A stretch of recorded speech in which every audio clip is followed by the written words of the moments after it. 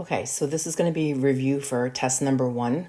I'm not going to give you all the answers, but tomorrow during class, you're not going to have enough time to write everything down and do the answers. So figure get some of that legwork and the writing part out of the way. That way, all we have to do is examples tomorrow. And again, just with the listening and being able to hear me through the computer, get some of this out of the way so it's not as difficult tomorrow during class. It'll free up some of our time. Okay, I'm not going to give you time to write as I'm doing the video. So again, just please make sure that you pause and write down what you need to, when you need to. And then tomorrow, like I said, we'll go back and fill in our answers. Okay, so this is actually one of the answers right now, but again, just so to cut down on the amount of writing that you have to do in class tomorrow. What is statistics?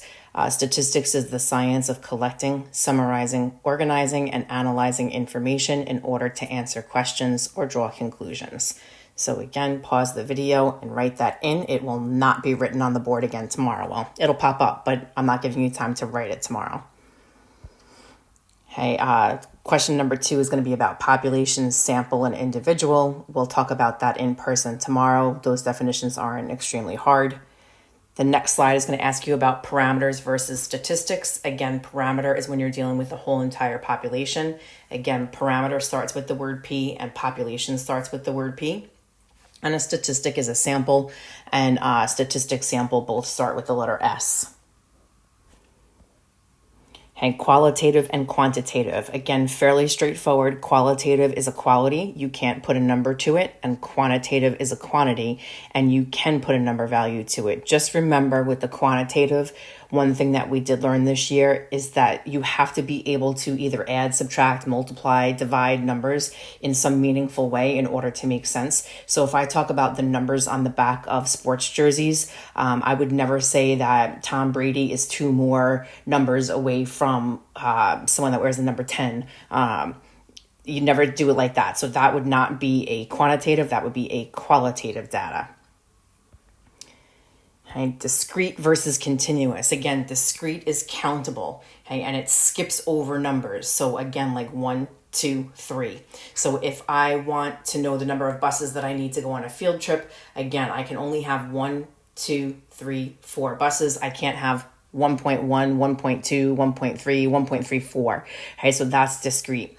Continuous can be any value in between. So even if you're filling up your gas tank with gas, let's say, even though your gas tank doesn't have unlimited capacity, it could be any number between, let's say, 0 and 18. Okay, so it could be 1, 1.2, 1.24, 1.245, 6, 6.2. Okay, so it can be any number between the 0 and the 18. That's an example of something that is continuous. Levels of measurement. Remember, there are 4 levels of measurement. We have nominal, ordinal, interval, and ratio. Nominal is name or a label only. Ordinal is something that can be arranged in rank order, first, second, third, president, vice president, things like that.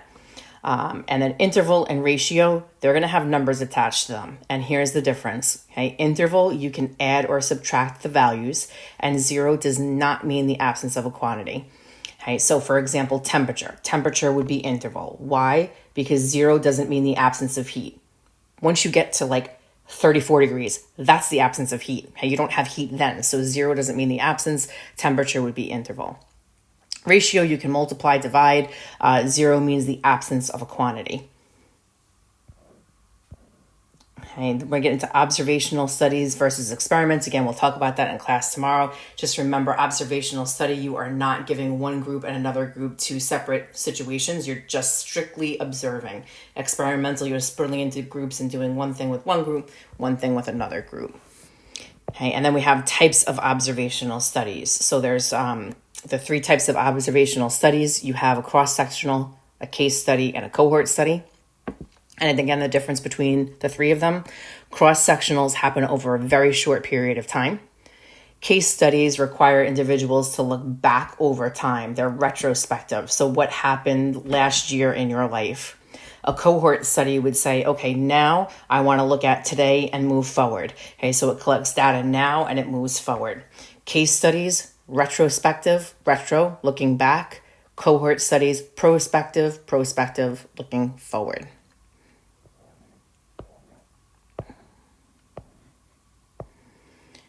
right, and then simple random sample. So two ways that you can do this simple random sample. You can either do it using the calculator or table 1. Okay, so again, that's what it says up in blue on the top. And if you are going to use the calculator, again, on the bottom in blue is if you have the TI-83. Okay, so if you have a TI-83, again, you're going to hit the number, then the store button, math, go over to probability. Then you want number 1, which is has RAND next to it.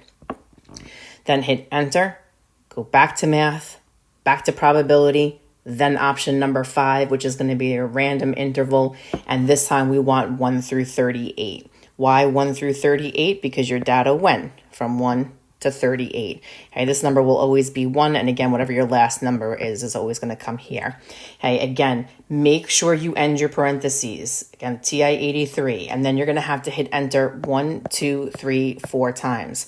Why 4? Because you wanted 4 cities. So each time you hit enter, it's going to give you a different number.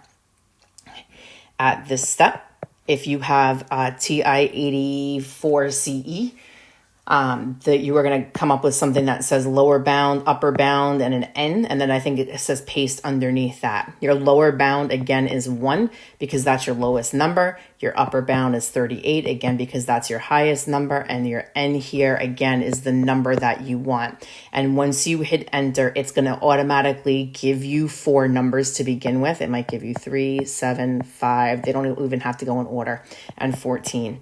Okay, so those would be your 4 cities. And remember, if you get something that has a repeat in it, like let's say it went 3, 3, 10, and then 8, hey, you can't use the same city twice. So if you just hit enter again, just keep hitting enter until you end up with something that has 4 different numbers in it. And that would be the sample that you'd use. Your random table, your random numbers table, again, that's when you're going to close your eyes and randomly put your finger on some number. And again, let's say that you land on this number right here, 59109. Okay, we're going up to 38. 38 is a 2-digit number. So you're going to take the last 2 digits. So I'd have 09. So that would be number 9. So that would be your first city. The next one is 58. 58 is not in your data. It's above 38, so we'd leave that one out. We'd go down to the number 12. Then underneath that, we have 06. That's in there. 49 is above our data. 72 is above our data. And finally, our last one would be 30. So those would be the 4 cities that you'd use then. All right, now, again, you have more room on your sheet of paper. I had to squeeze things everywhere. So I used different colors for each of the different things up here: simple random sample, a stratified sample, systematic, cluster, or convenience. Okay, the ones that are written inside here do not signify answers. They are not answers. I have no other room or anywhere to write what they are. Okay, so up at the top, a simple random sample. It says sample size of n pulled up from a population of n, and every possibility is equally likely to occur. A systematic sample, that's when you select every kth person from a population. And then a cluster sample, again, this is not an answer. It's just the definition here. I couldn't fit it anywhere else. Okay, so a cluster is going to select people randomly from a group, and the groups can overlap. So if I take the class and split it just in half, I have girls and boys in both groups. There's overlap there. If you have a stratified group, again, this is not the answer to number 2. Stratified group are individuals from non-overlapping groups. So now I take my class and I separate it boys on one side, girls on the other. Okay, you can't have someone that's in both. So again, that would be a non-overlapping group. And then the last one on the bottom here, again, not the answer to number 5. This is just what the definition of convenience is. Convenience is when individuals are obtained without any sort of randomness to it. Okay, types of bias sampling, types of bias and sampling, response and non-response. Again, we'll talk about that during class before. That won't be a big deal. Same thing with the experimental unit, treatment, and replication. And here's pretty much the last thing that you're going to have to write. Okay, so the experimental, what is single blind? The experimental unit does not know which treatment he or she is receiving. Again, take a second, pause that, write that definition down. And then what is double blind? Neither the experimental unit or the researcher in contact with the experimental unit knows which treatment the experimental unit is receiving. Again, pause, copy that down, and then the rest, I believe, I'm just going to scroll through quick. We're going to talk about the randomized design, match pairs design, randomized block design again tomorrow, and listing all of our possible samples. And that will be the end of the review sheet. So again, make sure all that's written down. I am not writing any of this again on the board tomorrow. We'll talk about it. But again, the point of this is to just cut down on the time that we have to spend in class doing it, especially with our people at home who might have trouble understanding and seeing the board.